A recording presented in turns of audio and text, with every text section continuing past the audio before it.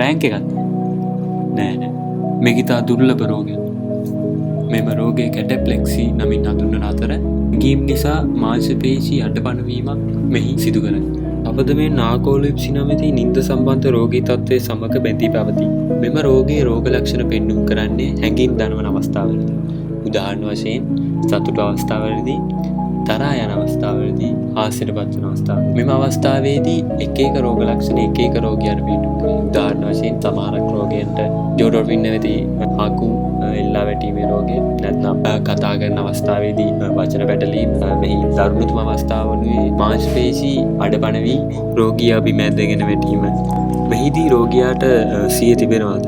ඔව්, සත්‍ය වශයෙන්ම ඔහුට සිහිය තිබෙනවා. ඔහුට ඇතිවී ඇත්තේ මාංශපේශී චලනය කිරීමට හැකියාවක් නොතිබීම. ප්‍රධාන හේතුව වනුයේ නාකෝලෙප්සි නැමැති දිවා කාලයේදී අධික නිදිමත ගතිය. එනම් රෝගියාගේ මොළයේ ඔරෙක්සින් නම් රසායනික ද්‍රව්‍ය අඩුවීම නිසා මෙම රෝගය ඇතිවීමට හේතු වන බව සොයාගෙන ඇත. තවද යමකෙකුට විහිළුවක් කර විට, අධික සිනාසෙන විට, හදිස්සියේ බීඩපත් වූ විට ක්ෂණික දනහිස් පණ නැති වී වැටීමක් සිදුවේ. මෙය කැටප්ලෙක්සි නමින් හඳුන්වන රෝග ලක්ෂණයක් වේ. බොහෝ ඔබ දන්නා අයෙකු මෙවැනි ලක්ෂණ ඇතනම් දැන්ම ස්නායු වෛද්‍යවරයෙකුගේ උපදෙස් ලබා ගැනීම සුදුසු වේ. තවත් මෙවැනි වැදගත් වීඩියෝ නැරඹීමට දැන්ම අපේ channel එක follow කර තබා ගන්න.